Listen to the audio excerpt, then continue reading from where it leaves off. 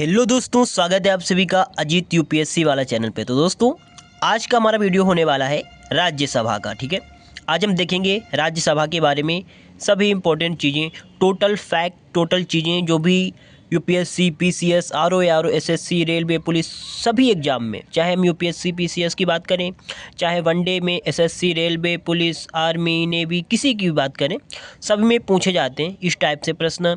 यहीं से बनेंगे, टोटल मैं कवर करूँगा इस वीडियो में। ठीक है, इसके बाद आपको और कोई भी बुक या कोई भी चीज़ पढ़ने की आवश्यकता नहीं पड़ेगी। ठीक है, तो चलिए आप लोग फटाफट से वीडियो को लाइक कर लीजिए और अगर आप नए हैं तो चैनल को सब्सक्राइब कर लीजिए। ठीक है, चलिए ज़्यादा समय नहीं लेते हुए फटाफट स्टार्ट करता हूँ।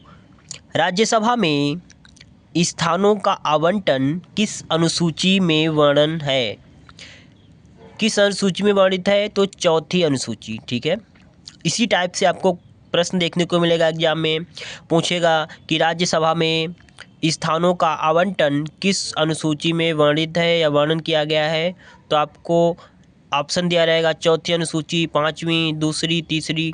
तो आपको राइट आंसर लेना है चौथी अनुसूची। ठीक है, चलिए नेक्स्ट है, राज्यसभा की संरचना का उल्लेख कहाँ किया गया है? तो राज्यसभा की संरचना का उल्लेख हमको देखने को मिलता है अनुच्छेद 80 में। ठीक है, अनुच्छेद 80 के अंतर्गत राज्यसभा की संरचना का उल्लेख किया गया है। ठीक है, दो चीज़ें क्लियर हो गई। इसके बाद राज्यसभा में अधिकतम कितने सदस्य निर्धारित हैं?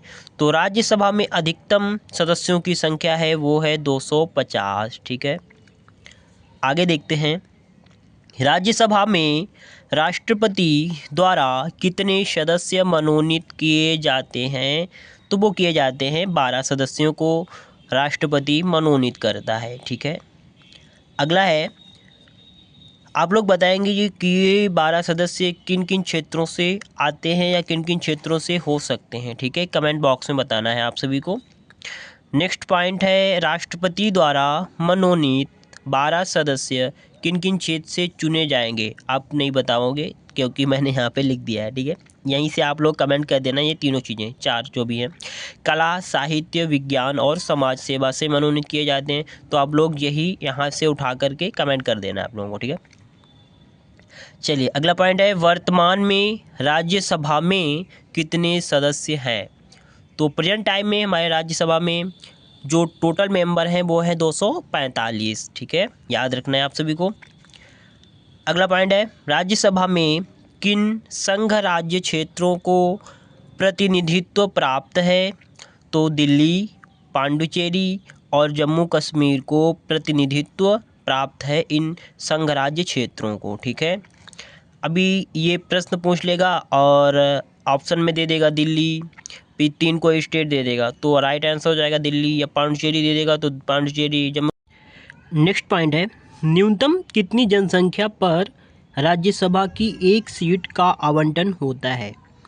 तो न्यूनतम यहाँ पे पूछा जा रहा है, तो न्यूनतम 10 लाख, न्यूनतम 10 लाख जनसंख्या पर राज्यसभा की एक सीट का आवंटन होता है। ठीक है, अगला पॉइंट है, राज्यसभा का सदस्य बनने के लिए क्या आयु होनी चाहिए? राज्यसभा का सदस्य चुनने के लिए, बनने के लिए हमारी जो आयु है वो 30 वर्ष होनी चाहिए, कंप्लीट होनी चाहिए। अगला पॉइंट है, राज्यसभा धन विधेयक को कितने दिनों तक रोक सकती है? तो राज्यसभा धन विधेयक को कुल 14 दिनों तक रोक सकती है। ठीक है, इतना उसको राइट होता है, अधिकार होता है, उसके बाद आगे नहीं रोक सकती है।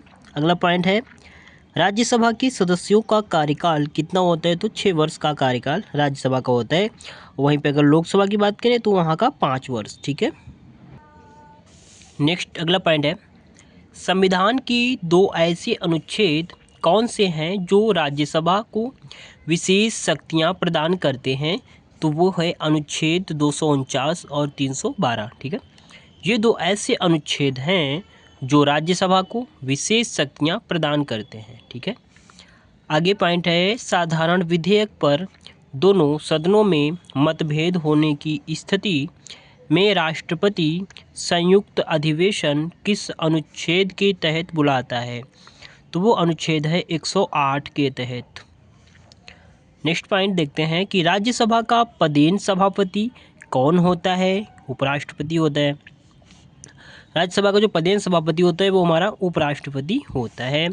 अगला पॉइंट है राज्यसभा लोकसभा द्वारा पारित साधारण विधेयक को कितने समय तक रोक सकती है? तो वो रोक सकती है 6 माह तक, 6 महीने तक। ठीक है। राष्ट्रपति द्वारा राज्यसभा में 12 सदस्यों के मनोनयन की प्रणाली किस देश के से ग्रहण की गई है? तो 12 सदस्यों के मनोनयन वाली जो प्रणाली है वह ग्रहण की गई है आयरलैंड से। ठीक है। नेक्स्ट पॉइंट होने वाला है कि राज्यसभा को अखिल भारतीय सेवाओं के गठन के संबंध में किस अनुच्छेद के तहत शक्ति प्रदान की गई है? तो राज्यसभा को अखिल भारतीय सेवाओं के गठन के लिए अनुच्छेद 312 के तहत शक्ति प्रदान की गई है। ठीक है। काफ़ी इम्पोर्टेंट पॉइंट है ये सभी। टोटल मैं राज्यसभा का इसी टाइप से कवर करा दूंगा ताकि आपको लगेगा कि मेरा प्रश्न भी बन रहा है और उसका आंसर्स भी बन रहा है। इसी प्रकार से यूपीएससी हो, प्रीलिम्स का चाहे पीसीएस हो, आरओ हो, एसएससी, किसी भी एग्जाम में इसी टाइप से क्वेश्चंस पूछे जाते हैं डायरेक्टली। तो जिस प्रकार से हमारे क्वेश्चन पूछे जाते हैं हमको भी चाहिए उसी तरीके से याद करें। ठीक है। तो किस संस्था को हाउस ऑफ एल्बर्ट के नाम से जाना जाता है? तो राज्यसभा को हाउस ऑफ एल्बर्ट के नाम से जाना जाता है। तो दोस्तों अगर मैं बात आपको बता दूं कि ये जो पीडीएफ आपको इसकी अगर चाहिए होगी तो आप लोग कमेंट करना, मैं आपको इसका पूरा पीडीएफ प्रोवाइड कर दूंगा। ठीक है। कोई दिक्कत वाली बात नहीं है। आप लोग अच्छे से देख लो, पढ़ लो, समझ लो, फिर मैं इसका पीडीएफ टोटल दे दूँगा। ठीक है।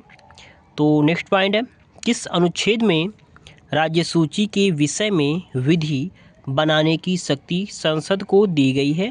तो वो है अनुच्छेद 249। ठीक है, 249। ये पॉइंट काफ़ी इम्पोर्टेंट है। आप लोग देख सकते हो कि यदि कोई व्यक्ति संसद के दोनों सदनों से जीत जाता है, यदि कोई व्यक्ति संसद के दोनों सदनों से जीत जाता है, यानी कि लोकसभा और राज्यसभा दोनों से जीत जाता है, तो उसे किसी एक सदन की सदस्यता ही ग्रहण करनी पड़ेगी। वह अपने से किस सदन में रहना चाहता है, इसकी सूचना उसे कितने दिनों के अंदर देनी होगी? तो इसकी सूचना उसे 10 दिनों के अंदर देनी होगी। ठीक है, ये कंपलसरी होता है। चलिए अब चलते हैं अपने नेक्स्ट पॉइंट की तरफ। तो अगला हमारा पॉइंट है कि संसद की अनुमति के बिना कितने दिनों तक अनुपस्थित रहने पर सदस्यों का पद रिक्त किया जा सकता है? मतलब कोई भी राज्यसभा सांसद कितने समय तक संसद में ना आए और उसके बाद में उसके जो सदस्य रहने का पद है वो रिक्त किया जाएगा, तो 60 दिनों तक। अगर कोई भी सांसद 60 दिनों तक नहीं आता है, इसके पश्चात उस पर कार्यवाही कर उसका पद रिक्त किया जाएगा। ठीक है। अगला पॉइंट है किसी उम्मीदवार को लोकसभा अथवा राज्यसभा का सदस्य निर्वाचित होने के लिए कहाँ की मतदाता सूची में नाम होना जरूरी है? कोई भी उम्मीदवार, लोकसभा या राज्यसभा की मैं बात कर रहा हूँ, कोई भी उसका उम्मीदवार होता है, उसको सदस्य निर्वाचित होने के लिए किस मतदाता सूची में उसका नाम होना जरूरी है?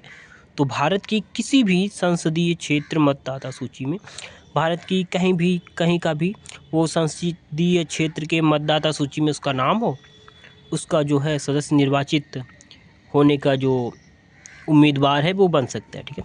अब मैंने यहाँ पे टोटल सीटों को ले लिया है, राज्यसभा की कुल सीटें स्टेट वाइज आपको बताने दे जा रहा हूँ, पूरे कंट्री की, पूरे देश की, उत्तर प्रदेश, उत्तराखंड, टोटल सभी की। ठीक है। तो आप लोग फटाफट देख लीजिएगा। राज्यसभा की सीटों की संख्या, यहाँ पे हमारा प्रदेश है और ये सीटों की संख्या है। तो उत्तर प्रदेश में राज्यसभा की सीटें कितनी हैं? 31 हैं, सबसे ज़्यादा हमारे उत्तर प्रदेश में है। ठीक है। इसके बाद उत्तराखंड में राज्यसभा सीटें 3 हैं। बिहार में 16 हैं। पश्चिम बंगाल में इसमें भी 16 हैं। आप लोग ऐसे याद रखना कि हमारे 2 स्टेट हैं जिनमें बराबर सीटें हैं, वो है बिहार और पश्चिम बंगाल। ठीक है, नीतीश कुमार वाला और ये ममता बनर्जी वाला। ठीक है। चलिए त्रिपुरा की बात करें तो 1, नागालैंड 1, मेघालय 1 सीट है, मणिपुर में भी एक है, गोवा में भी एक सीट है, अरुणाचल प्रदेश में भी एक सीट है, मिजोरम में भी एक है, सिक्किम में भी एक है। तो इतने हमारे स्टेट है जिनमें एक एक सीट है। इसके बाद है आंध्र प्रदेश। आंध्र प्रदेश में कुल 11 सीटें हैं और गुजरात में भी 11 हैं तथा मध्य प्रदेश में 11। इन तीनों में आंध्र प्रदेश, गुजरात और मध्य प्रदेश तीनों में 11 सीटें हैं। इसके बाद है महाराष्ट्र। महाराष्ट्र में 19 सीटें हैं और हरियाणा में 5 राज्यसभा सीटें हैं। हिमाचल प्रदेश में 3 हैं, तमिलनाडु में 18 हैं और तेलंगाना में 7 और पंजाब में 7 हैं। इसके बाद राजस्थान 10 हैं और असम में भी 7 हैं, इन तीनों में 7 हैं। इसके बाद उड़ीसा में 10 सीटें हैं, कर्नाटक 12, केरल में 9 सीटें हैं, छत्तीसगढ़ में 5 सीटें हैं, झारखंड में 6 सीटें हैं। तो दोस्तों इस प्रकार से हमने टोटल अपना राज्यसभा का जितना भी हमारा इम्पोर्टेंट फैक्ट था, इम्पोर्टेंट चीज़ें थी, उनको मैंने इस वीडियो में कवर कर लिया है। अगर आपको इसका PDF चाहिए तो आप लोग कमेंट कर सकते हो, मैं इसका पूरा PDF दे दूँगा, ठीक है। और अगर आप UPSC, PCS, RO, SSC, railway, police से किसी भी एग्ज़ाम की तैयारी कर रहे हो तो हमारा चैनल सब्सक्राइब करना ना भूलना, ठीक है। और हाँ, अगर आपको ये मेरा मेथड अच्छा लगा हो तो आप लोग कमेंट करके बताना और लाइक ज़रूर करना। इसके बाद मैं राज्यसभा के बाद लोकसभा का इसी टाइप से बना दूंगा कंप्लीट एकदम, ठीक है। Thank you so much.